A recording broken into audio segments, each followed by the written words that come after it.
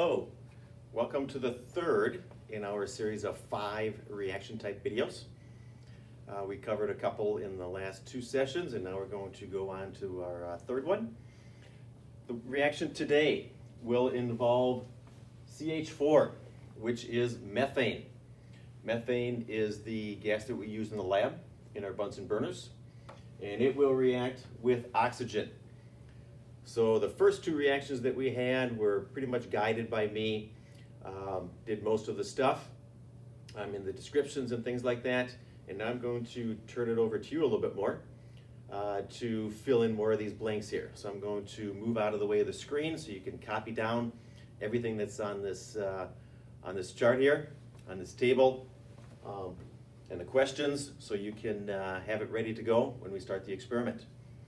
So you'll want to stop the video, pause the video, and make sure to write it down. This is the same form as we've been using for the first 2 reactions, so just keep on using that, and note that we will again use it in the next 2 videos. All right, so what you will have to do now is identify the general form.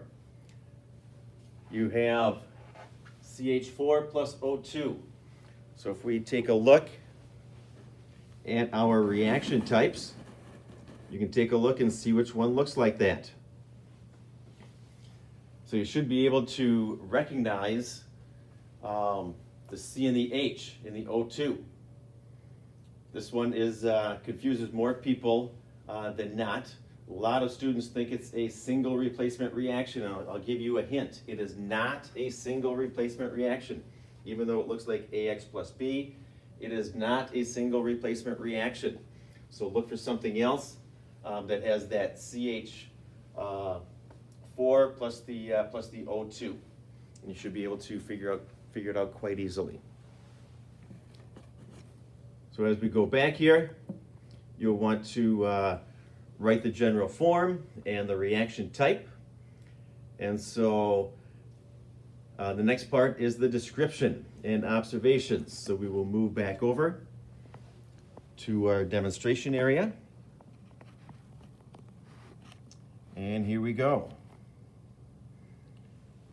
What we have going on here is a Bunsen burner setup with a ring stand and an inverted Erlenmeyer flask in a ring. What we are going to do is we will collect the product of this reaction inside the flask.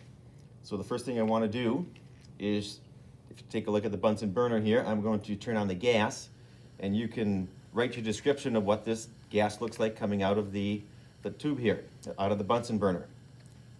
And as you can see, you probably can't see. Once I light it, you'll be able to see the blue flame, and that's the reaction of methane and the oxygen in the air. So you can also write your description for the oxygen. First thing we want to do is see what's inside of the Erlenmeyer flask right now. So we'll do our burning splint test like before. If it stays on fire, it means there's oxygen in there. If it goes out, carbon dioxide. So we put it in, and it stays on fire. So that means there is oxygen in that Erlenmeyer flask, which is expected since it's in the air right now. So now I will put this underneath, and we'll see what happens. You should be able to see something happening in the Erlenmeyer flasks there. It looks like there is a liquid, a clear liquid of some sort forming in there. You might want to note that in your observations. Hopefully you're able to pick that up on the video. So that's one product. We had something similar in the reaction number 1. So we'll let this go for a little bit, and then we'll do the burning splint test again to see what if there's another product that we can detect from here. So I'll get the splint burning here, turn off the gas, do the splint test, and it goes out right away. So that should also give you a hint on what is in the products, one of the products. Again, if we look at our board for the burning splint test, we see that if the splint stays on fire, there's oxygen in there. If it goes out, carbon dioxide. So again, here are the reaction types. Should be able to identify it. And then we can swing back to the description.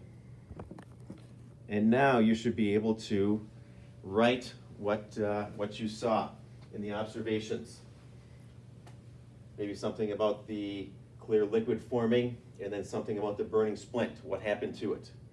And then here are your place for your products and their description. So again, I'm turning it over more to you to come up with these descriptions and your observations. Good luck.